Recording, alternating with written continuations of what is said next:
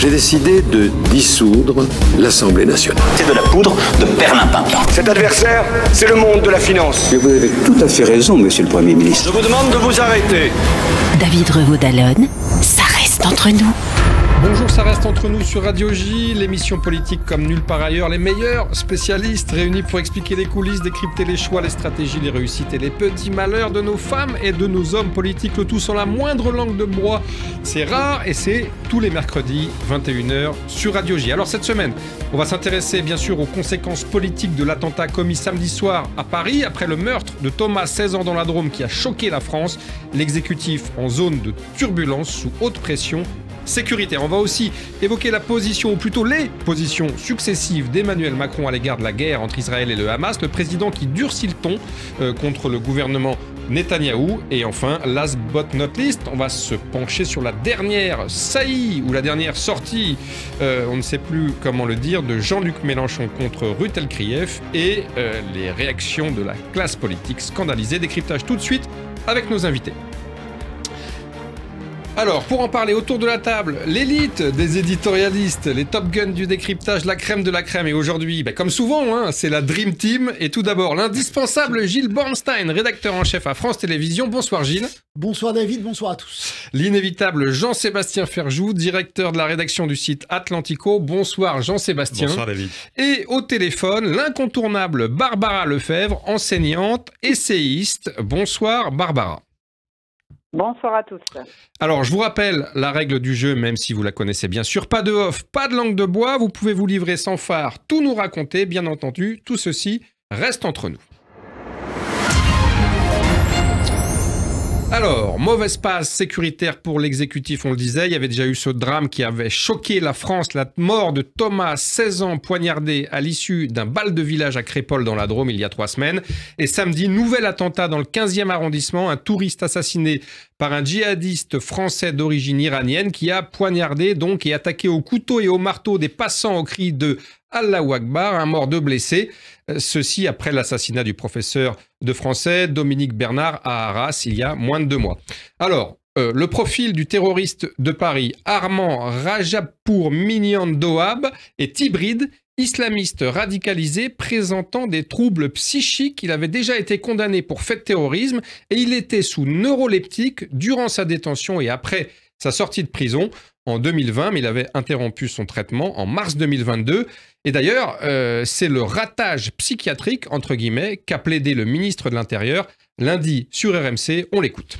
Le médecin psychiatre a pu de nouveau faire une injonction de soins parce qu'il a une maladie mentale manifestement très prononcée.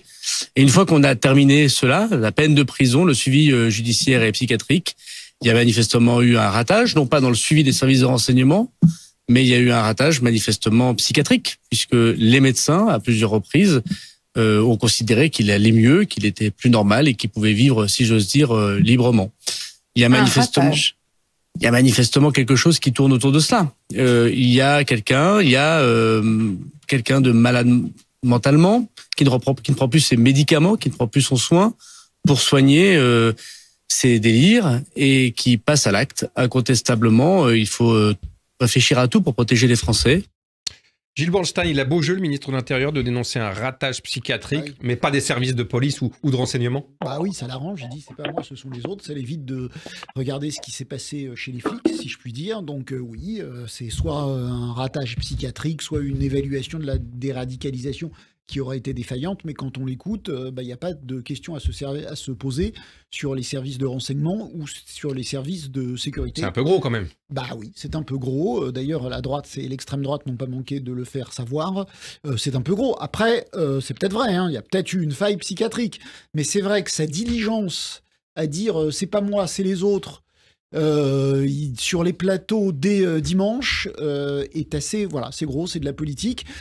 Mais bon, c'est sûr que c'est pas facile pour lui. Il vous a pas échappé qu'il est en pleine négociation pour une loi immigration où il a besoin de la droite.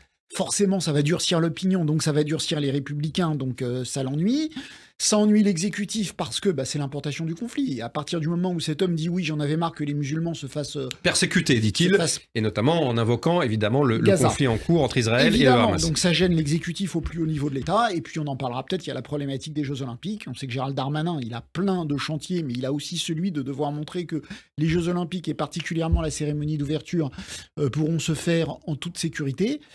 Cérémonie qui se déroulera sur la Seine, et précisément le terroriste avait choisi un lieu emblématique, la Tour Eiffel, parce que c'est ce qu'il a expliqué lors de son interrogatoire. Le drapeau israélien, après le 7 octobre, avait été projeté sur la Tour Eiffel. Ce qui fait dire, après je laisse parler Jean-Seb, mais ce qui fait dire que pour quelqu'un dont on dit qu'il a des troubles psychologiques, ce qui dénote quand même une certaine sophistication et une certaine logique dans l'attaque. Une certaine structuration dans l'argumentaire, si j'ose dire. Jean-Sébastien, c'est pas un peu facile pour le ministre de l'Intérieur de se défausser sur son collègue de la Santé, Aurélien Rousseau ? Mais ça n'est pas juste facile, c'est une faute politique dans une démocratie. La responsabilité, ça existe. Donc il ne s'agit pas de dire qu'il n'y aurait eu aucun, comme le disait Gilles Bernstein, aucun bug dans le suivi psychiatrique de l'individu en question. Enfin, on voit bien qu'il y a un défaut de coordination, entre les services antiterroristes, les services de renseignement, la justice et la psychiatrie, notamment. Et ça relève de la responsabilité de l'État. Alors, pas nécessairement de la responsabilité personnelle de M. Darmanin en tant que tel, mais de la responsabilité de l'État. J'entendais Hugo Micheron, vous savez, ce chercheur spécialisé sur les profils radicalisés, qui a été consulté notamment, ou qui est venu témoigner dans les procès du Bataclan, et qui disait qu'il ne faut pas surpsychiatriser justement les profils, parce que qu'il y ait des troubles psychiatriques n'efface pas la spécificité de l'idéologie djihadiste. Et si l'État n'a pas pris la peine de former les experts psychiatres, s'il n'y a pas suffisamment d'experts psychiatres, parce que la réalité c'est aussi celle-là, c'est quand vous parlez à des experts psychiatres, ils vous disent qu'ils ont très peu de temps pour apprécier un dossier et pour prendre des décisions souvent qui vont engager la liberté des individus. Et donc ils préfèrent prendre un risque plutôt qu'un autre en quelque sorte. Mais ça, c'est la responsabilité de l'État. Et si l'État ne fait pas ce travail-là, et M. Darmanin n'est pas ministre depuis hier, à ce que je sache, donc forcément et je trouve ça assez désolant, c'est assez désolant parce que ça entretient l'idée d'un sentiment d'impuissance finalement, d'impuissance du politique. Je ne vous dis pas qu'il y a de solution parfaite, je pense que c'est une menace qui est extrêmement difficile à gérer, je ne crois pas qu'aucun gouvernement serait capable de l'éliminer totalement, mais enfin, entre dire que tout va bien en quelque sorte, tout va très bien Madame la Marquise, et essayer de changer ce qui peut l'être là où les points de faiblesse sont déjà identifiés, il y a de la marge. Alors c'est vrai qu'il y a eu, pas dans tous les cas, mais dans toute une série de cas, une espèce de causalité complexe entre la psychiatrie et la radicalisation. Pas tous les cas, je le répète, mais dans un certain nombre de cas. Barbara Lefebvre, qu'est-ce que vous pensez, vous, de l'argumentaire qui est très politique, on vient de le dire, du ministre de l'Intérieur? En gros, c'est la psychiatrie, ça n'a rien à voir avec le travail des services de police et de renseignement. Mais déjà, en effet, il est quand même étonnant que Gérald Darmanin acte avant toute finalité d'enquête et même avant toute réalisation d'expertise psychiatrique, il acte le fait que l'attentat est lié à son délire, c'est ce qu'il dit, est lié au délire d'une supposée maladie mentale que présenterait cet individu. Donc, M. Darmanin est en même temps expert psychiatre puisqu'il nous dit qu'en fait, il y a eu, évidemment pas abolition du discernement puisqu'apparemment ce monsieur avait l'air de savoir ce qu'il faisait, où il allait. Oui, on le disait, un discours assez structuré. Voilà, mais il y aurait donc une altération du discernement puisque M. Darmanin a l'air de penser que c'est dans le cadre de son délire mental qu'il est passé à l'acte. Je ne crois pas qu'aujourd'hui les experts psychiatres se soient réunis pour pouvoir affirmer une telle chose. Par ailleurs, ce monsieur semble avoir plutôt, d'après ce que moi j'ai cru comprendre, et avec les différents psychologues et psychiatres avec lesquels je me suis entretenue sur ce sujet, il m'a l'air plutôt porteur de troubles de la personnalité. Et les troubles de la personnalité, notamment la sociopathie par exemple, ça n'est pas la même chose qu'une maladie mentale. Les troubles de la personnalité, on peut effectivement en calmer certains symptômes par des neuroleptiques, par toutes sortes de médicaments, mais ça n'est pas forcément le signe d'une maladie mentale. Donc déjà, M. Darmanin, je ne sais pas s'il sait exactement de quoi il parle. En revanche, lorsqu'on écoute un certain nombre d'émissions radio, ou, notamment qui donnent la parole aux auditeurs, écoutez, quand on écoute les Français, eux, ils n'ont pas du tout l'air d'adhérer à cette idée de la psychiatrisation des djihadistes. Je pense qu'ils sont tout à fait conscients que la priorité le passage à l'acte d'une personne, qu'elle soit tout à fait équilibrée ou légèrement déséquilibrée, c'est d'abord son idéologie, une idéologie mortifère qui est portée par le djihadisme Et ce djihadisme, il est effectivement porté d'un côté par des organisations terroristes qui font leur promotion sur les réseaux et sur Internet, comme l'État islamique, Al-Qaïda, qui développe toute une série de littératures. Mais vous avez aussi une idéologie djihadiste politique par l'intermédiaire des frères musulmans qui continuent, elles aussi, à agir en toute impunité dans notre pays. Donc, effectivement, gérer politiquement la diffusion de cette idéologie depuis 30 ans en France, c'est plus compliqué que de nous expliquer que c'est de la faute des psychiatres. Gilles Bornstein, vous voyez tiquer au propos de Barbara Lefebvre. Oui, parce que je pense qu'on a tous les trois reproché à Gérald Darmanin de s'être érigé en psy. Mais donc on ne peut pas à la fois lui reprocher de le faire et le faire nous-mêmes. Moi, on n'a aucun élément pour dire que c'était qu'un délire psychiatrique, mais on n'a aucun élément non plus pour dire l'inverse. Je veux dire, si on n'est pas psy si on n'est pas psy pour le condamner, on n'est pas psy pour l'exonérer non plus et pour dire que c'est de l'idéologie. Et quand vous dites les Français pensent que, mais les Français ils sont pas psy non plus. Donc si on dit, vous avez dit très justement, Gérald Darmanin s'est avancé parce qu'il a dénoncé un problème psychiatrique avant tout résultat d'enquête. Bah, ce qui vaut pour Gérald Darmanin vaut aussi pour les Français. Et si les Français, enfin c'est pas parce que les Français pensent qu'ils ont plus raison que Gérald Darmanin. On doit tous être... Je suis d'accord avec ce que vous dites, Gilles. Je suis d'accord avec ce que vous dites, Gilles. Si on demande à Gérald Darmanin d'être prudent, on doit l'être aussi. Mais je suis d'accord avec ce que vous dites. Je suis d'accord avec ce que vous dites, mais je comprends ce que dit Barbara Lefebvre au sens de la représentation politique qu'en ont les Français au-delà de ce fait-là. Oui, mais ça existe, ce sentiment de frustration parce qu'il y a une forme de déni ou parce que, je suis d'accord avec vous, sur ce cas-là, nous n'avons pas les clés. Donc, comme sur tous les attentats, faits divers, bref, les choses qui méritent une enquête, ne nous prononçons pas avant d'en avoir les résultats. C'est tout ce que je dis. En revanche, l'addition d'un certain nombre de faits en matière de terrorisme ou de faits divers produisent quand même un effet. Et il peut y avoir chez les Français, et à juste titre, à mon sens, une frustration par rapport aux discours politiques qui sont tenus. Mais oui, mais c'est quand même, quand même important parce que je pense qu'il y a un déni. Barbara parlera, c'est quand elle dit... alors, Gérald Darmanin a tort parce qu'il a parlé trop tôt, on est tous d'accord avec ça. Mais les Français pensent que... Bon, ben voilà. Non, mais ils pensent qu'il y a un enjeu... Non, mais la responsabilité... Ils ont le droit de le penser sur la responsabilité. La responsabilité politique de Gérald Darmanin, c'est de gérer l'enjeu en général. Justement. Pas de faire l'enquête lui-même sur ce qui s'est passé sur le pont de Justement, sur la responsabilité politique du ministre et du gouvernement plus généralement, la droite et l'extrême droite, vous le disiez, Gilles, ont évidemment sauté sur l'occasion de mettre en cause celle-ci. Ainsi, le président du RN, Jordan Bardella, qui a attaqué assez sèchement le ministre de l'Intérieur, on l'écoute. Mais M. Darmanin, il n'a pas honte? Parce qu'il est au pouvoir, M. Darmanin. C'est lui qui est responsable de la sécurité des Français. Oui. Et il est responsable de ce qui s'est passé. Moi, je crois dans la responsabilité individuelle. Et je suis comme les gens, moi, j'en ai un peu ras-le-bol que, en fait, jamais personne ne soit responsable de rien. C'est-à-dire que, en fait, on a des agressions, on a 120 attaques au couteau par jour, on a un attentat islamiste tous les 3 jours. Alors, ça pas tous les 3 jours, je sais que ça va être fact-checké, on dira c'est pas tous les 3 jours, c'est tous les 4 jours. Mais, on a cette réalité. 40 attentats déjoués. On a cette réalité insécuritaire et le ministre de l'Intérieur, c'est jamais de sa faute. Voilà. On a des étrangers radicalisés qui sont sous OQTF, qui restent sur le sol français, c'est pas de sa faute. On a des gens qui se baladent librement d'un pays à l'autre en étant suivis par les services de renseignement qui commettent des crimes et des délits, c'est pas de sa faute.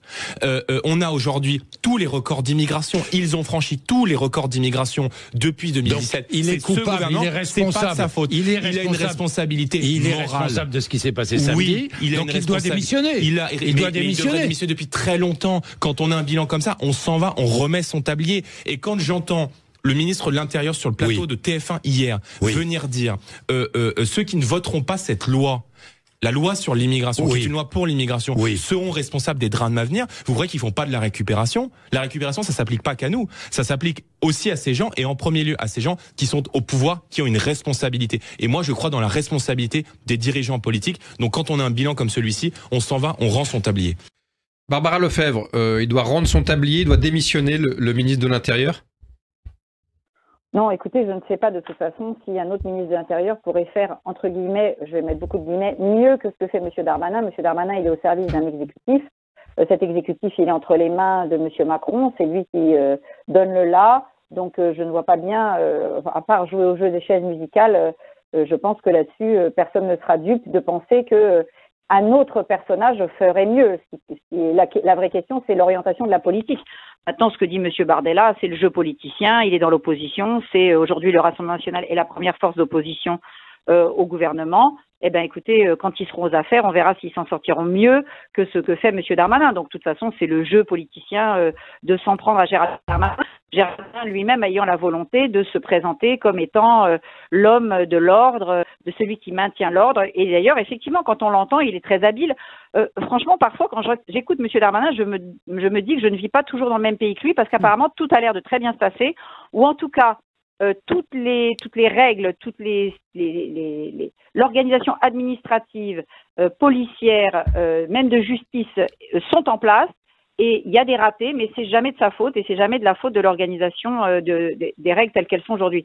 Donc c'est pour ça que je ne crois pas qu'il se passerait autre chose avec un autre personnage. Alors il y a des ratés, vous avez raison de le dire, mais il y a aussi pas mal de réussites, mais qui elles passent un peu sous les radars. Je vais citer l'interview de Nicolas Lerner, le patron de la DGSI, les services secrets, la Direction Générale de la Sécurité Intérieure. Aujourd'hui, interview dans Le Monde, je le cite, « Il n'y a pas une journée qui passe sans que les quelques 5000 agents de la DGSI ne soient mobilisés. 73 attentats ont été déjoués depuis 2013, 43 depuis 2017. Rien que depuis mars de cette année, 3 ont pu être empêchés. » Il y a quand même aussi des réussites de la police et des services de renseignement dans la lutte antiterroriste. C'est pas un peu facile de pointer le fait que forcément il y a des failles et il y a des trous dans la raquette. Jean-Sébastien Ferjou. Je crois qu'il faut distinguer deux choses. Il faut distinguer le fait que, bien sûr, il y a des choses qui ont été faites. Bien sûr que la lutte antiterroriste en France est organisée et bien sûr qu'elle a fait des progrès depuis un certain nombre d'années. On ne peut pas dire, comme Marine Le Pen le faisait à l'Assemblée nationale, que rien n'aurait été fait.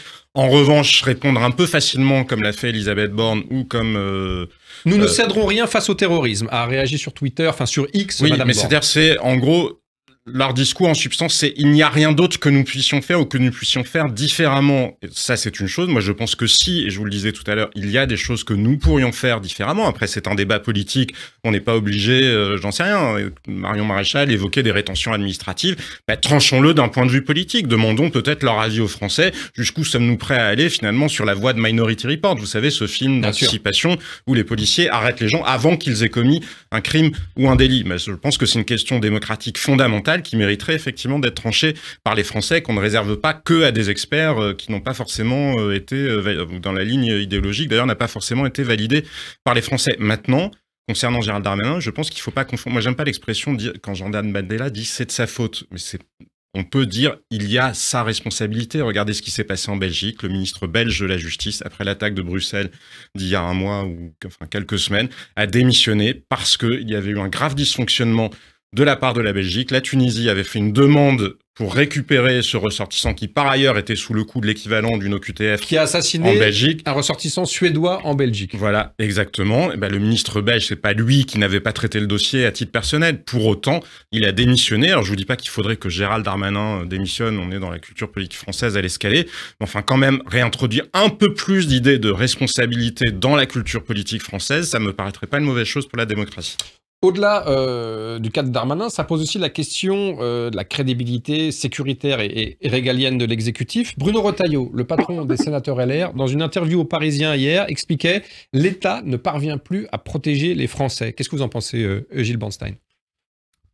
J'en pense que, de fait, vous avez raison, beaucoup d'attentats sont déjoués, mais de fait, certains ne le sont pas. Mais enfin, le risque zéro ne peut pas exister, expliquait l'ancien ministre de l'Intérieur, Bernard Cazeneuve. Voilà, mais Bruno Retailleau, il dit qu'il fait jour à midi et nuit à minuit. C'est évident, et tout le monde le sait, et tous les gens responsables. Jean-Sébastien l'a dit à l'instant, Barbara Lefebvre l'a dit aussi. On sait très bien, selon cette formule galvaudée, que le risque zéro n'existe pas.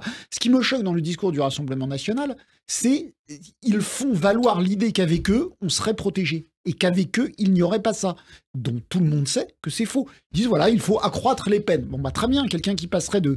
Même les gens qui ne sont pas passés à l'acte, il faut des peines plus sévères. Alors au lieu d'être enfermé 4 ans, il serait enfermé 6 ans ou 8 ans. Et de toute façon, il sortirait. Il faut mieux juger la dangerosité des gens qui ont accompli leur peine. Mais tout le monde est d'accord avec ça. Absolument, tout le monde est d'accord avec ça. Sauf qu'on sait très bien que la méthode parfaite pour juger de la dangerosité n'existera pas. Donc, sauf à enfermer tous ceux qui ont fait à perpétuité et tous ceux dont... C'est un peu ce que propose justement Marion Maréchal, pas à perpétuité, mais la rétention de sûreté. C'est vrai. On le voit. L'État n'arrive pas forcément à protéger. Il y a des attentats et je crains qu'il faille s'habituer à vivre avec. Maintenant, quand on dit ça, on n'apporte pas les solutions. Et j'ai du mal à penser que les solutions apportées, même si on peut en discuter, effectivement, il y a certainement des choses à faire. Je suis d'accord avec Jean-Sébastien, on ne peut pas dire tout va bien. Mais il y a quand même, moi, je trouve quelque chose qui plombe un peu le débat français, c'est-à-dire qu'on a l'impression que le seul objectif du combat politique, en tout cas pour tous ceux qui ne sont pas le Rassemblement national, c'est d'empêcher le Rassemblement national d'arriver au pouvoir. Donc après, chacun s'en fait l'idée qu'il souhaite, mais ça n'empêche pas que, indépendamment de cette idée-là, on peut discuter de mesures concrètes. Mais je vous dis pas que vous, Gilles, vous ne voulez pas le faire. Je vous dis juste que malheureusement, le débat politique, et je faisais référence tout à l'heure à la réponse de Madame Borne ou à la manière dont, dans un certain nombre de cas, Monsieur Darmanin répond, on a l'impression que parce que le Front National propose X. Non, mais quand il parle de est-ce que si nous contrôlions mieux les flux migratoires, eh ben, on réduirait mécaniquement pour partie le danger. Le terroriste en question était français, donc on voit bien que ça ne réglerait pas le danger dans l'absolu. Enfin, ça le réduirait quand même. Et on peut décliner comme ça les mesures. Encore une fois, qu'on soit d'accord ou pas d'accord avec le Rassemblement national, la démocratie, c'est de savoir se prononcer sur le fond. Je vous dis pas que vous ne le faites pas, Gilles. Je vous dis que le débat politique français est obsédé à l'idée, il faudrait que le combat contre le Rassemblement national, c'est l'alpha et l'oméga. Bah non, répondre aux attentes des citoyens, c'est l'alpha et l'oméga. Un mot. La démocratie, c'est aussi pour nous de dénoncer ce qu'on juge quand on juge. Je ne cherche pas à vous en empêcher, Gilles. Juge des propositions démagogiques. Et quand le Rassemblement national dit avec nous, il y aurait 0 attentat, je trouve ça démagogique, et je le dis, et c'est aussi la démocratie. On évoquait la réaction du gouvernement et notamment de la première ministre Elisabeth Borne. Je le disais, nous ne céderons rien face au terrorisme, disait-elle sur X, ex-Twitter, dans une formule un petit peu convenue. Elle a réuni dès dimanche les ministres concernés. Barbara Lefebvre, question plus générale. Le gouvernement est-il encore crédible sur le plan sécuritaire ? Écoutez, avec des phrases, la phrase à trous qui concerne à toutes les sauces, non, je crois qu'il n'est plus crédible. Nous ne céderons rien à l'antisémitisme, ensuite nous ne céderons rien au terrorisme, après nous ne céderons rien aux violences faites aux femmes, ensuite nous ne céderons, enfin bref, on ne cède rien à tout, mais en fait, en réalité, c'est que les gens constatent qu'ils ont l'impression, alors après c'est toujours une question de la réalité ou l'impression dont on vient de discuter, en tout cas ils ont l'impression qu'on cède sur beaucoup de choses, et à tous les niveaux d'ailleurs, je veux dire même pour moi qui suis enseignante dans le secondaire, on a quand même le sentiment, les parents d'élèves ont ce sentiment, les enseignants ont ce sentiment, c'est un sentiment général qu'on cède beaucoup, on concède beaucoup de choses, par facilité, par fatigue, par lassitude. Ensuite je pense que là aussi Madame Borne elle hérite d'une situation sécuritaire qui est catastrophique et qui ne date pas d'aujourd'hui, qu'on connaissait déjà sous M. Sarkozy, parce que M. Sarkozy a eu beau faire lui aussi, comme M. Darmanin, des moulinets avec les bras. On ne peut pas dire que la situation sécuritaire se soit très très bien portée non plus sous M. Sarkozy. D'ailleurs, son mandat s'est terminé avec un des pires attentats qu'on ait connus en France, c'est-à-dire les attentats de Toulouse de Mohamed Merah, où déjà, tel un... Vous avez raison de le rappeler, absolument. Oui, anticipant déjà les moyens de communication du Hamas, il s'était même lui-même muni d'une GoPro. Donc on se rappelle d'ailleurs comment cet attentat avait été légèrement minimisé par Monsieur Sarkozy et Monsieur Guéant à l'époque. Donc encore une fois, la situation sécuritaire, elle est catastrophique. Monsieur Hollande a fait ce qu'il a pu avec la tragédie de l'État islamique qui venait projeter en France ces attentats de masse. Donc voilà, oui, on voit bien effectivement qu'il y a une forme d'impuissance, mais encore une fois, cette impuissance, hélas, je crains que on ne la retrouve aussi avec d'autres forces politiques. Et je rejoins ce qui a été dit. Nous n'avons encore jamais vu le Rassemblement national aux affaires. Eux-mêmes, je ne sais pas s'ils pourront nous prémunir de toute attaque terroriste, car le djihadisme est solidement implanté dans notre pays. Eh bien, merci pour ces explications instructives. On se quitte quelques instants. On se retrouve très vite pour évoquer le positionnement un peu difficile à suivre du président Macron sur la guerre en cours entre Israël et le Hamas. À tout de suite. Ça reste entre nous. Vous écoutez Radio J. Radio J.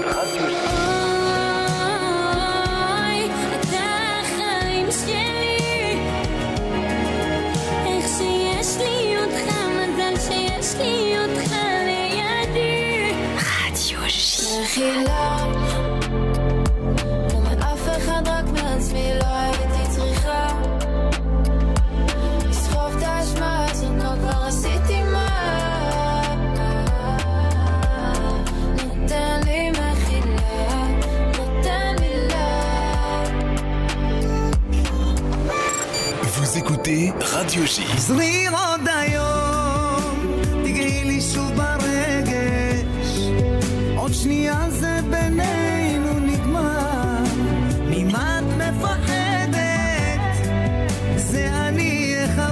Ça, c'est uniquement sur Radio J.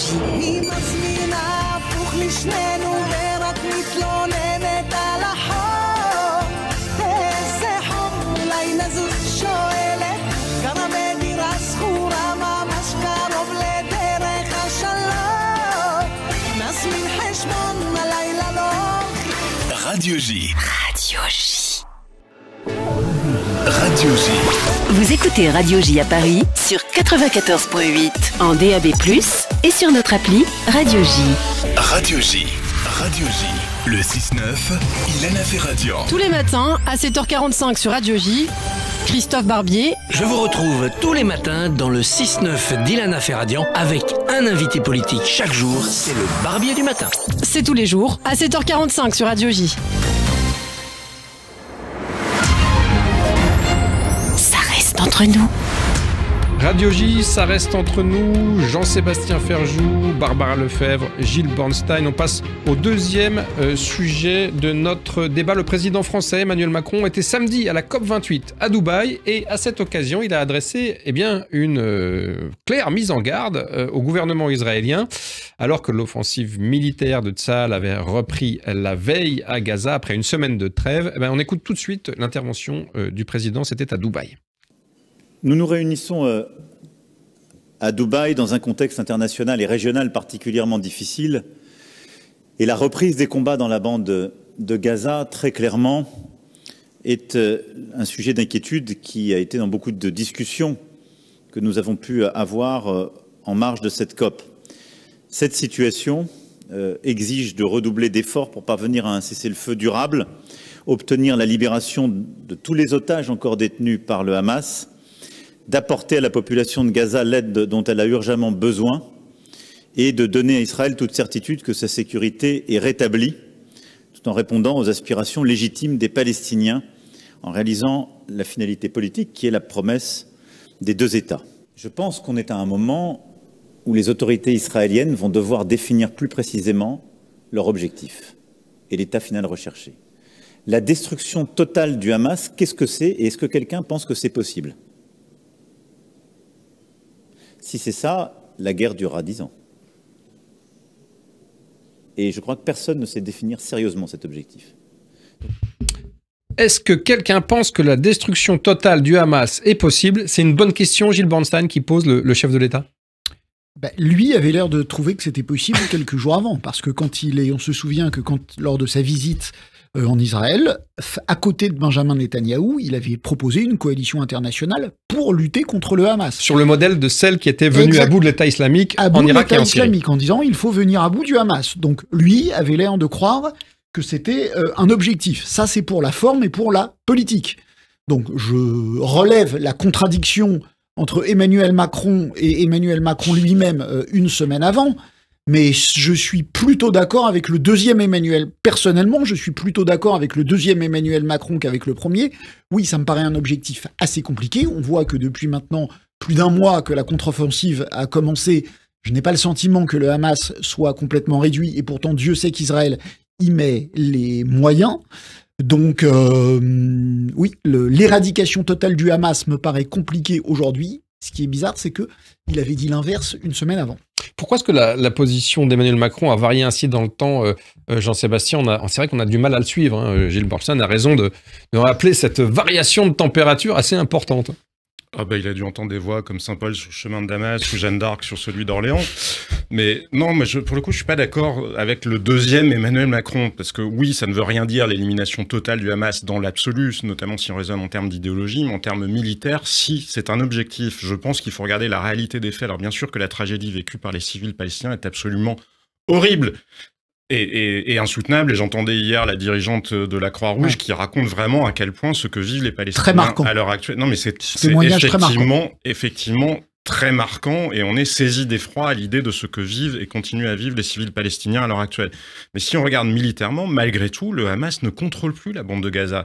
Il y a maintenant différentes factions qui s'affrontent, on le voit, il y a de plus en plus de heurts, la population elle-même qui, je ne sais pas si vous avez vu les images là qui viennent de sortir de civils qui se rendent compte que l'Agence des Nations Unies n'a pas distribué toute une partie de l'aide communautaire qui est stockée dans ces entrepôts. On voit bien que la situation à Gaza est devenue chaotique. Donc non, le Hamas ne contrôle plus militairement la bande de Gaza. Là, l'opération pour inonder les tunnels qui est très ironique sur le nom, puisque vous savez que l'opération en anglais lancée par le Hamas s'appelle l'inondation de Jérusalem. Enfin bon, bref, le mot est à double sens. Déluge. Voilà. Mais ça veut aussi dire inondation. C'est ce que sont en train de faire les Israéliens en inondant tous les tunnels de Gaza avec de l'eau de mer. Mais moi, je crois Jean-Sébastien, l'armée israélienne, les porte-parole de Tsahal expliquent qu'il y a eu plusieurs milliers de combattants du Hamas éliminés, qu'un certain nombre de commandants militaires. Mais vous savez très bien qu'on estime à 30 000 au total le nombre de terroristes. Je ne vous dis pas qu'ils sont arrivés au bout de leur objectif. Je vous dis juste qu'il n'y aura jamais de paix si le Hamas continue à contrôler Gaza. Parce que moi, je veux bien qu'on pointe la responsabilité de l'armée israélienne, comme le fait Emmanuel Macron. Je vous le disais à l'instant, évidemment que se préoccuper du sort des civils est un impératif humanitaire absolu pour toute la communauté internationale, mais pris dans l'autre sens, pourquoi n'appelle-t-il pas au retrait du Hamas ?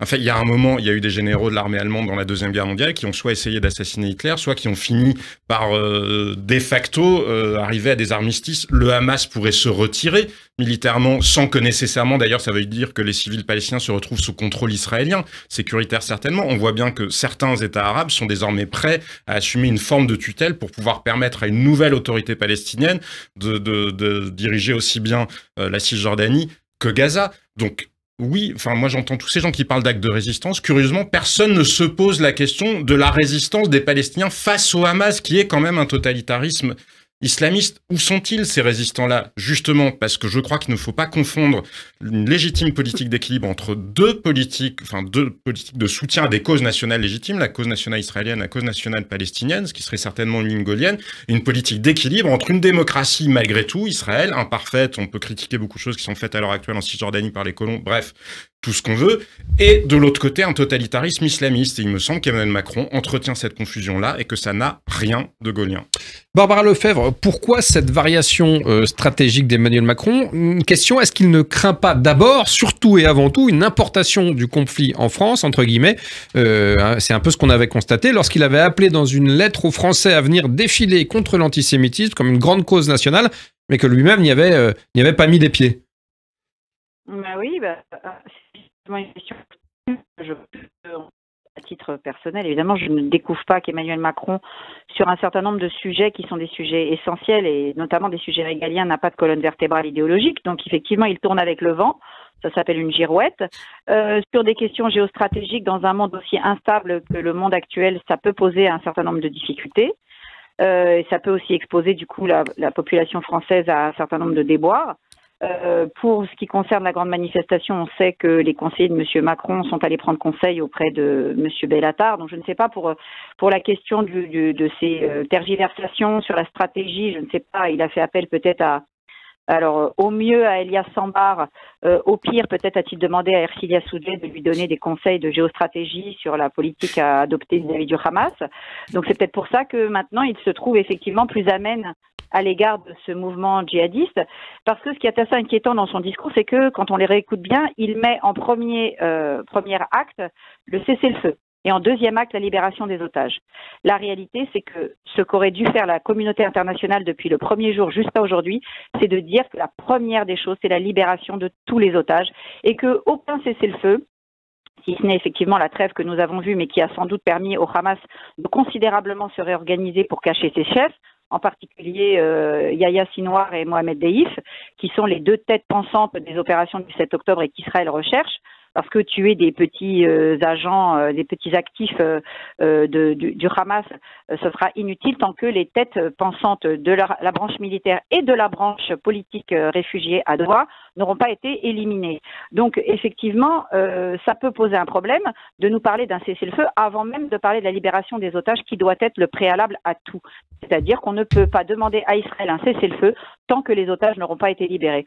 Or, on voit que la communauté internationale est divisée, qu'un certain nombre d'organisations onusiennes sont les complices du Hamas, il faut le dire ouvertement. Quand on voit UN Women qui a du mal même à parler des viols de masse concernant ce qui a été commis le 7 octobre, on se pose de sérieuses questions. Ne parlons même pas de l'UNRWA qui, de toute façon, a déjà choisi son camp. La Croix-Rouge également qui ne semble pas déployer tous les efforts nécessaires pour se rapprocher du Hamas, alors que c'est bien que la Croix-Rouge travaille en étroite collaboration avec le Hamas depuis que le Hamas est installé à Gaza. Donc il y a là une hypocrisie de la part de la communauté internationale qui maintenant vient demander un cessez-le-feu alors qu'ils ne font rien pour que l'élément majeur qui est la libération des otages puisse être mis en place, et ensuite effectivement l'acceptation d'un objectif de guerre qui devrait être l'objectif pour la paix mondiale, qui est la destruction des têtes pensantes du Hamas, branche armée et branche politique. Jean-Sébastien Ferjou, une réaction ? Moi, la question que je me pose, c'est si Emmanuel Macron était non pas le président de la République française, mais le Premier ministre israélien, que dirait-il aux citoyens israéliens en disant « je vais négocier un cessez-le-feu avec Yahya Sinwar, le chef du Hamas à Gaza, qui vient, dans sa première intervention télévisée depuis le début de cette guerre-là, de répéter que le 7 octobre était une simple répétition. » Donc, comment justifier que vous allez négocier un cessez-le-feu avec un mouvement qui se donne pour objectif non seulement l'éradication d'Israël, mais l'élimination des Juifs de la surface de cette terre, puisque ça a été ce qu'a répété pour le coup le leader du Hamas au Qatar au lendemain du 7 octobre. Je ne sais pas comment, dans une démocratie, Emmanuel Macron imagine que ce serait possible, mais probablement a-t-il entendu des voix qui lui conseilleraient la manière de le faire. Alors en tout cas, Emmanuel Macron, il a tenté de profiter de son déplacement à Dubaï pour organiser une tournée proche-orientale et visiter plusieurs chefs d'État de pays arabes, Égypte, Arabie Saoudite, Jordanie. Il a aussi essayé de les réunir pour une table ronde à Dubaï. Et ben ça a été un flop complet. La voix de la France, Gilles Bornstein, qu'est-ce qu'elle pèse aujourd'hui réellement au Proche-Orient et dans ce conflit en particulier? Réellement? Oui. Rien, zéro. Zéro. Rien. Bah, pas grand-chose. Manifestement, pas grand-chose. C'est vrai que politiquement, Emmanuel Macron, en changeant son fusil d'épaule, espérait en obtenir des gains politiques. C'est le contraire, parce que on voit qu'un certain nombre de gens, Jean-Sébastien et Barbara en ont été l'ont prouvé, lui reprochent ce manque de soutien envers d'Israël et d'avoir un petit peu abandonné la cause israélienne. Et on voit qu'un certain nombre de gens dans le champ politique le lui reprochent également. Mais à l'inverse, les pays arabes lui reprochent son premier soutien, ses premières réactions après le 7 octobre. Lui n'a jamais parlé de soutien inconditionnel, mais lui a parlé de soutien total. Et on a vu à Dubaï que non, ça a été une fin de non-recevoir assez ferme de la part des chefs d'État égyptiens, assez, je trouve, d'une certaine manière, assez injuste, parce que oui, il avait marqué un soutien total, mais quand même, quand Joe Biden est allé en Israël et il n'a vu que Netanyahou, Olaf Scholz, pour des raisons historiques qu'on comprend, n'a vu que Netanyahou, Rishi Sunak aussi, lui, quand il allait en Israël, a vu Mahmoud Abbas, a vu le roi de Jordanie et a vu Sisi en Égypte. Ce qu'on ne saurait, pour être précis, certainement pas lui reprocher. Mais bien sûr. Que la France cherche à jouer un rôle et cherche à trouver une issue à ce conflit-là. Évidemment. Je pense que c'est parfaitement. Évidemment. Donc elle cherche, mais n'y arrive pas. C'est ça le problème. Voilà, je trouve un peu injuste l'attitude des dirigeants arabes de refuser de le voir parce qu'il serait trop pro-israélien. Alors que, comme vous l'avez souligné, il ne l'a pas... Peut-être ont-ils compris ce qui se joue réellement, à savoir qu'Emmanuel Macron gère en réalité autant des considérations de politique intérieure qu'il ne se préoccupe véritablement de ce qui se passe au Proche-Orient. Et je pense que dans les capitales arabes, certains ont compris qu'Emmanuel Macron s'adresse en réalité à ce qu'il croit être une partie de l'opinion française, parce que je ne crois pas que ce soit l'opinion française. I approve this declaration. Alors, je suis d'accord avec toi. Mais justement, est-ce que, je reviens à la question de tout à l'heure, est-ce que ce que redoute d'abord et avant tout Macron, c'est l'importation, entre guillemets, du conflit en France? C'est ça, c'est ce qui le panique et c'est ce qui le pousse à varier de position et aujourd'hui à se montrer plus dur avec Israël? Je ne suis pas dans la tête d'Emmanuel Macron, mais je pense que oui, pour partie, c'est clairement ce qui motive. Et je pense que ce faisant, il se trompe.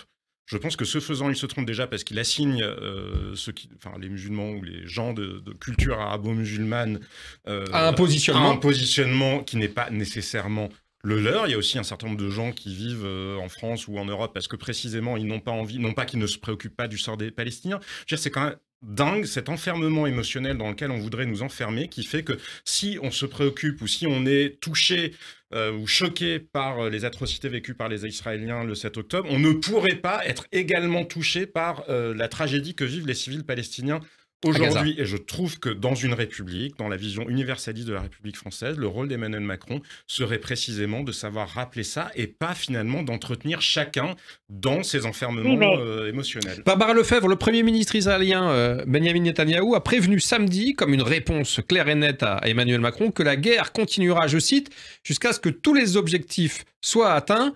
Au mieux, c'est une fin de non-recevoir. Au pire, c'est une petite gifle, non ? Oui, alors Benjamin Netanyahou, il modifiera ses objectifs de guerre lorsque Joe Biden dira ça suffit. Donc de toute façon, ce n'est pas la France, l'Union européenne, qui que ce soit qui peut influer sur les objectifs de Benjamin Netanyahou, qui sont d'ailleurs à la fois des objectifs de guerre, mais aussi des objectifs personnels, puisque son intérêt, bien sûr, est de se maintenir le plus longtemps possible au pouvoir. Ce qui va être compliqué.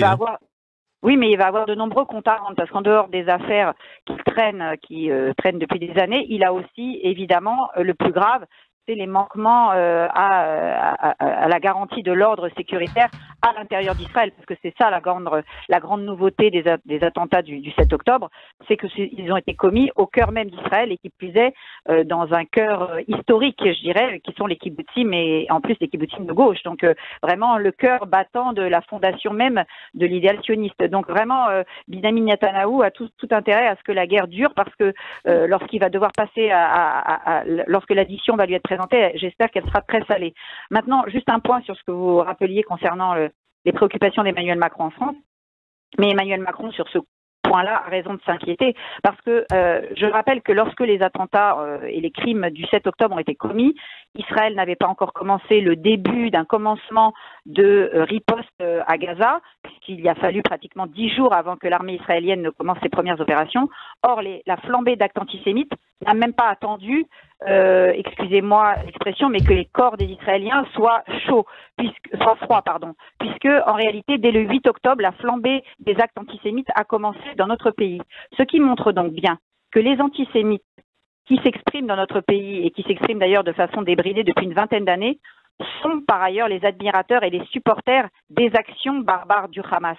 Donc c'est là qu'effectivement il a beaucoup d'inquiétudes à mon avis, et que la classe politique en général est très inquiète, parce que alors même qu'Israël n'avait pas encore commencé sa riposte, et qu'on ne pouvait donc pas nous dire c'est les bombardements sur les civils gazaouis, etc., dès le lendemain du 7 octobre, il y a eu un sentiment de hargne et de haine anti-juive qui s'est exprimé, parce que quelque part la bride avait été lâchée par la barbarie du Hamas. Et ça c'est très inquiétant pour l'état non seulement de la situation des Français juifs, mais des Français en général, parce qu'effectivement quand un acte à l'étranger lâche un petit peu les vannes, eh bien on voit ce qui s'exprime, et ce qui s'est exprimé, cette flambée d'antisémitisme, même si elle est le fait de, on va dire, 2000 personnes en France qui sont effectivement des admirateurs du Hamas, ça en dit long effectivement sur une partie, hélas, de la communauté musulmane de notre pays. Ah, vous y allez un peu fort là quand même. Ça veut dire que vous essentialisez un petit peu quand même. Moi je crois qu'il faut faire la distinction. Non, je ne pas, puisque j'ai dit une partie. Mais oui, il y a une partie de la communauté musulmane en France qui a une certaine amitié pour les actes barbares du Hamas. Excusez-moi, quand vous voyez ce qu'on a vu écrit sur les murs de certains collèges, encore il y a peu, un collège de Trappes sur lequel il est écrit Israël assassin et mon cœur est à Gaza et Palestine vaincra. Excusez-moi, je pense que oui, ces gens-là ont une certaine filiation avec les actes barbares du Hamas. Oui, je le pense. Jean-Sébastien, très rapidement pour conclure. Et moi, je crois qu'il ne faut pas se tendre un miroir déformant non plus, parce que bien sûr, je ne serais certainement pas celui qui minimiserait l'antisémitisme dans ce pays, mais il y a quand même une distinction entre une forme d'antisémitisme, je ne sais pas comment dire, d'atmosphère en quelque sorte, et les actes. Et malgré tout, quand on regarde ce qui se passe en France, Dieu merci, il n'y a pas d'attaque physique violente. Ça ne veut pas dire qu'il ne puisse pas y en avoir. Il y en a eu quelques-unes encore. Oui, il n'y a pas eu de... Non, mais là, depuis le 7 octobre, c'est heureusement Et c'est bien la raison pour laquelle je pense qu'Emmanuel Macron se trompe. Il faut distinguer entre le fait qu'il puisse y avoir incontestablement un antisémitisme culturel dans le monde arabo-musulman, qui, de la même manière qu'il peut y avoir de vieux relents d'antisémitisme dans d'autres parties de la société française. Mais enfin, ça n'est pas pour autant que les gens agissent sur ces intentions-là. Et moi, je crois qu'il faut toujours faire la distinction entre les mauvais sentiments et l'action sur les mauvais sentiments. Parce qu'au bout du bout, si vous êtes concerné, ce qui compte, c'est est-ce que vous avez été victime d'une agression ou non. Donc, encore une fois, il faut être impitoyable vis-à-vis de ces déploiements d'actes de propos antisémites, et je suis le premier à le dire depuis très longtemps.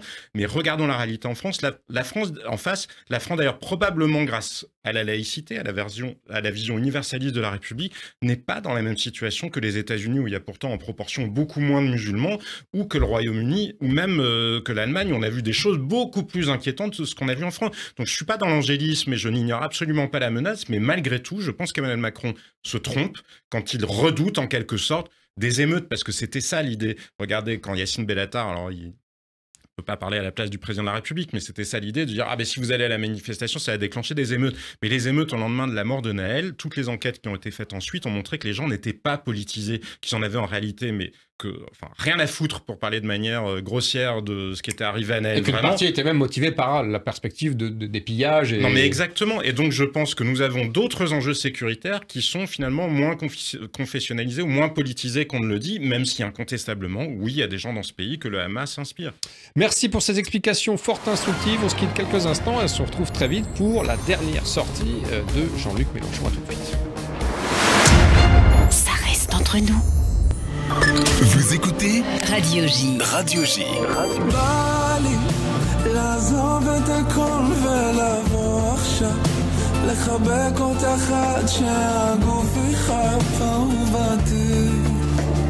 Radio J.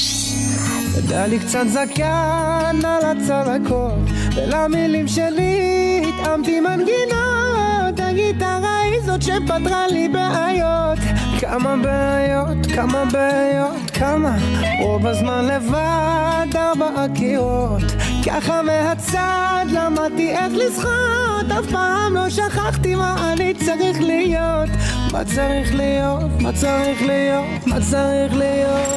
Vous écoutez Radio J.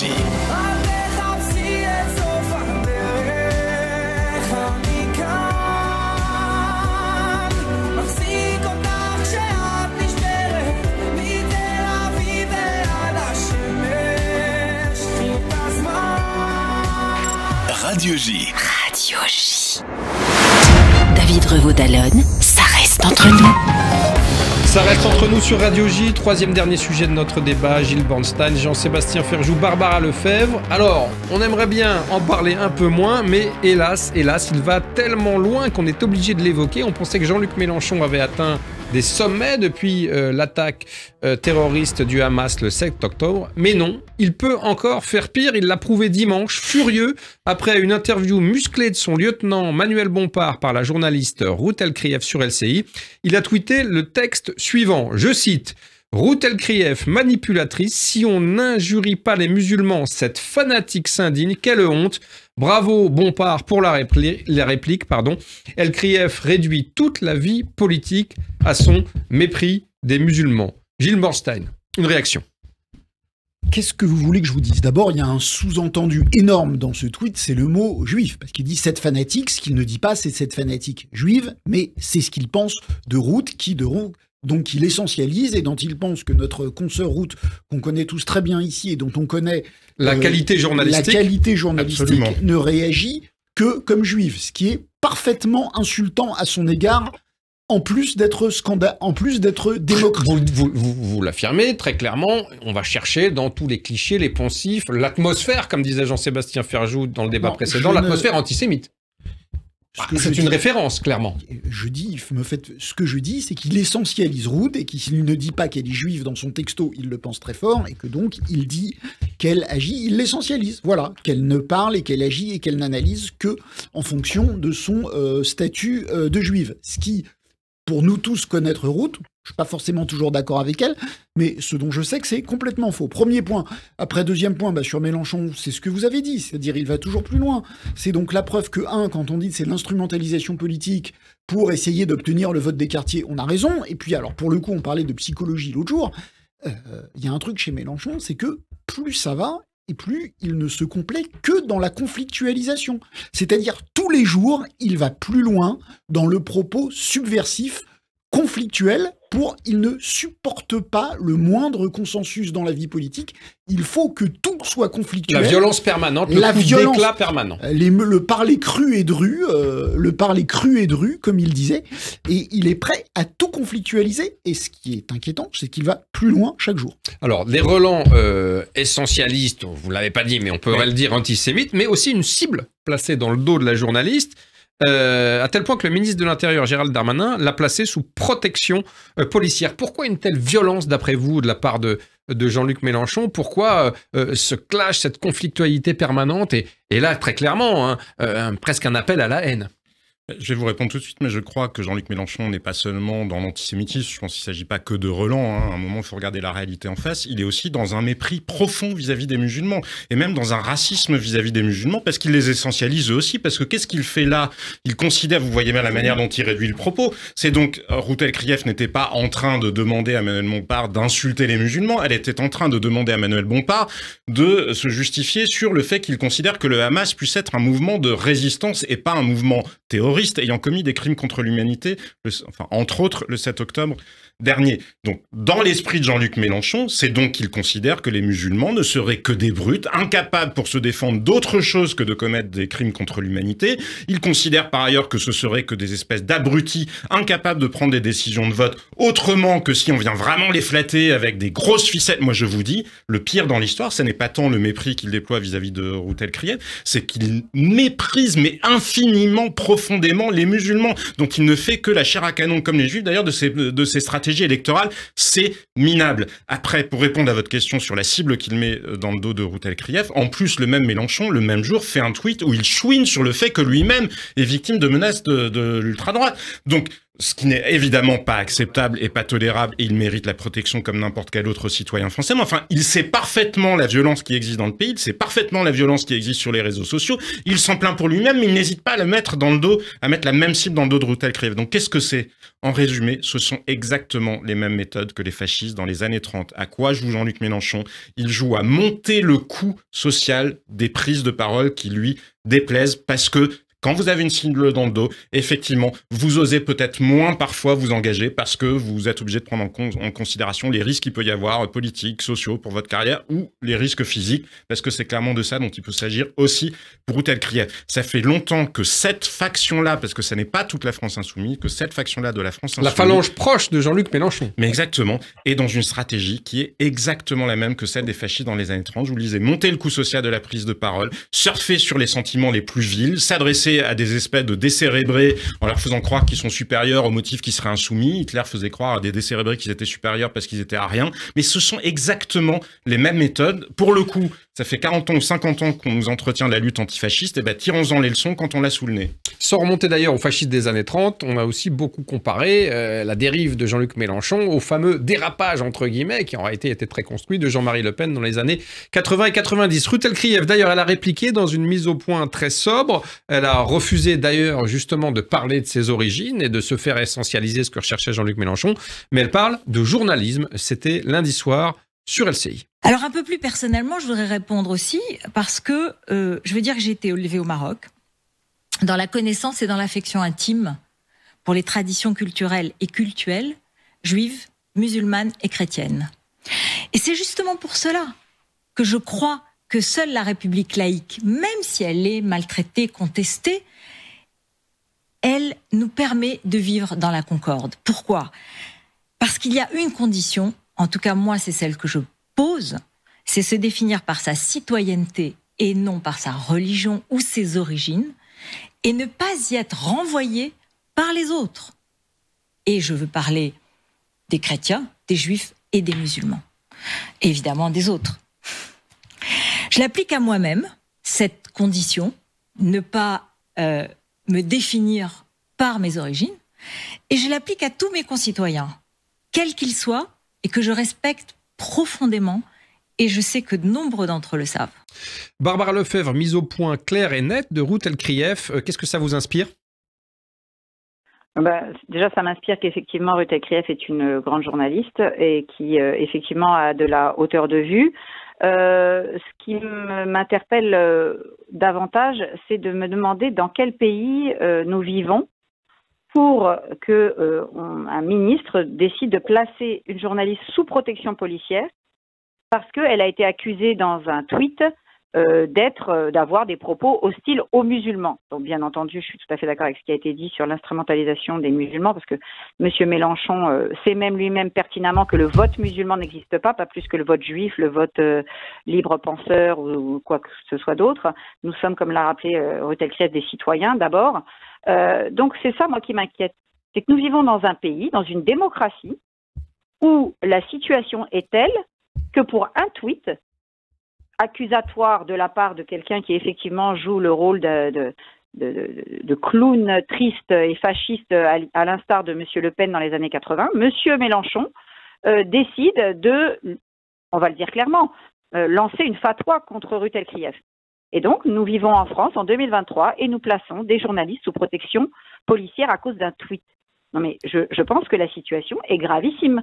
C'est-à-dire que la liberté d'expression, la possibilité de pouvoir exercer son métier en toute liberté et en toute sécurité dans ce pays, et à savoir un des métiers les plus importants dans une démocratie qui est celui de journaliste, et d'informer la population, d'interroger de façon critique des hommes politiques, n'est plus aujourd'hui non plus un métier dans lequel on peut se dire qu'on peut se lever le matin sans risquer de se faire tuer, décapiter. Alors évidemment, nous les enseignants, ça fait un certain nombre d'années que nous sommes au courant de cette situation, et hélas, nous n'avons pas eu à attendre que notre collègue Samuel Paty soit exécuté, puisque j'ai contribué en 2002 à l'ouvrage des territoires perdus de la République avec Georges Bensoussan. Nous étions déjà nous-mêmes des cibles pour un certain nombre de nos élèves et de leur famille.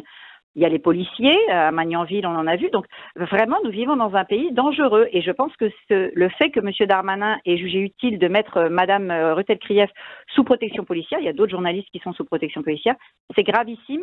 Ça montre la situation, et on revient à notre sujet de début, excusez-moi, mais ça montre la situation de grand affaiblissement de la démocratie et de l'insécurité qui règne dans notre pays. Alors, toute la classe politique, à l'exception bien sûr des Insoumis, s'est insurgée devant cette dernière saillie. Le porte-parole du gouvernement, Olivier Véran, dénonce une attaque ignoble. Le chef des Républicains, Éric Ciotti, qualifie Mélenchon de vulgaire lanceur de fatwa et de collabo des islamistes. Laurent Wauquiez, patron de la région Auvergne-Rhône-Alpes, élu LR, l'a accusé d'incarner politiquement le nouvel antisémitisme, probablement par pur cynisme électoral. Et même le président du Sénat, Gérard Larcher, qui est d'ordinaire plutôt modéré, s'est énervé. C'était ce matin sur RTL. On l'écoute. Pour moi, Jean-Luc Mélenchon s'est mis en dehors de l'arc républicain. Vous lui dites quoi ce matin? Tais-toi? Oui, ferme ta gueule.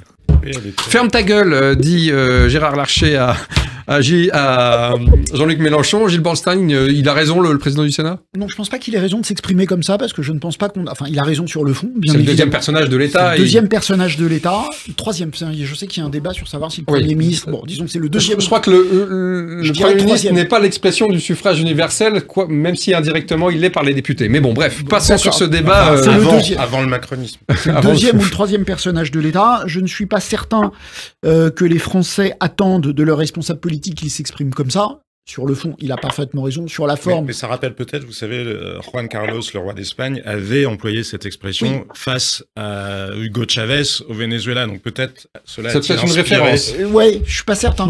Voilà. Il lui avait dit la même chose.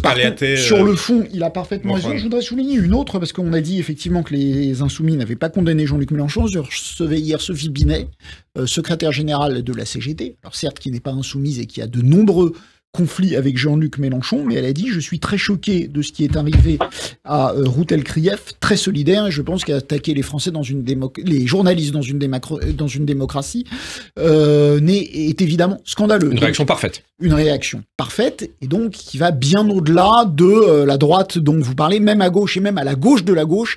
il y a de nombreuses personnes que ça a choqué. Que ça a choqué, mais peu d'insoumis se sont exprimés quand même. Vous avez vu, Gilles, les réactions qu'a suscité l'intervention de Sophie Binet, où elle se fait traiter de tous les noms par les trolls insoumis, auxquels pour être souvent leur cible. Oui. Très actifs sur les réseaux sociaux. Non mais voilà, avec leur stratégie d'insultes en permanence, de déstabilisation, ils reprennent des déclarations que vous avez pu faire en faisant des montages malhonnêtes, qui par ailleurs sont ensuite repris sur des sites islamistes, parce que c'est quand même ça la France insoumise. C'est tout à fait vrai. Finalement, je vous disais, Juan Carlos, le roi d'Espagne, avait employé cette expression-là vis-à-vis d'Hugo Chavez. Je peux comprendre finalement, en temps normal, je ne suis évidemment pas ni pour la violence physique, certainement pas, ni pour la violence verbale dans une démocratie, mais je pense qu'il est bon de signifier que Jean-Luc Mélenchon, de lui-même, s'est exclu du débat démocratique. Il n'est plus... Du champ républicain, dit même Gérard Larcher. Mais exactement. Ça n'est pas une question, on ne va pas l'empêcher de parler. Nous sommes... je suis très attaché aux libertés publiques, donc qu'il continue à dire ce qu'il veut, mais ne faisons pas semblant qu'il est un homme politique comme les autres.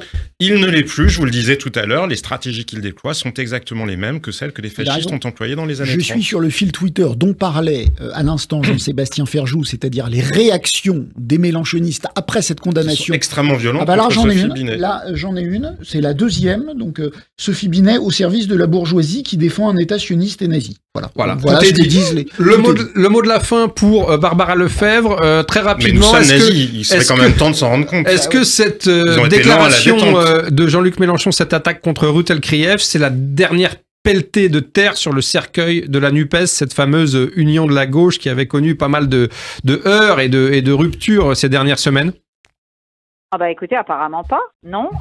Déjà, on n'entend pas effectivement certains membres de la NUPES et certains membres LFI, Ruffin, Garrido, Autain, gardent leur distance et ils ont bien raison. J'espère qu'ils gardent tous leur distance pour essayer de forger quelque chose qui puisse permettre effectivement d'aller envoyer les David Guiraud, les Ercilias Soudé, les Émeric Caron, les Mélenchon, les Chikirou avec leurs amis de Révolution Permanente, c'est-à-dire des crypto fascistes d'extrême gauche, parce que pour moi, ils rejoignent tout à fait les fascistes d'extrême droite, ils se ressemblent d'ailleurs, même dans leur antisémitisme. Donc j'espère effectivement qu'il va pouvoir y avoir un arc de gauche qui puisse à un moment donné émerger, mais alors je pense qu'on n'y est pas encore, parce que peut-être effectivement que les Ruffin, les Garrido, etc. n'ont pas encore le courage politique, parce que je pense qu'il en faut beaucoup pour affronter Jean-Luc Mélenchon, qui aujourd'hui a quelque chose d'assez monstrueux dans sa façon de diriger ses petites troupes. Vous parliez des trolls sur les réseaux sociaux, mais il a ses petits trolls aussi à l'Assemblée nationale qui apparemment se comportent d'une façon aussi extrêmement violente vis-à-vis de leurs collègues. Donc c'est quand même très inquiétant d'avoir ce parti au sein effectivement de cet arc républicain. Mais après, moi je suis très dubitative sur les excommunications en général, sortir les gens de l'arc républicain. Ils ont été élus par dans le cadre d'élections tout à fait légales. Leur élection est légitime. Ce qu'il faut maintenant, c'est que politiquement, ils soient sortis par les électeurs eux-mêmes. Eh bien, merci à tous les trois pour vos infos. Merci pour vos explications lumineuses, vos éclairages. Nous savons tout des suites politiques, du tragique attentat commis samedi à Paris, du positionnement du chef de l'État de plus en plus raide face à Israël et du dernier dérapage et non des moindres de Jean-Luc Mélenchon. On se retrouve la semaine prochaine, comme d'habitude, en compagnie des meilleurs décrypteurs de la politique.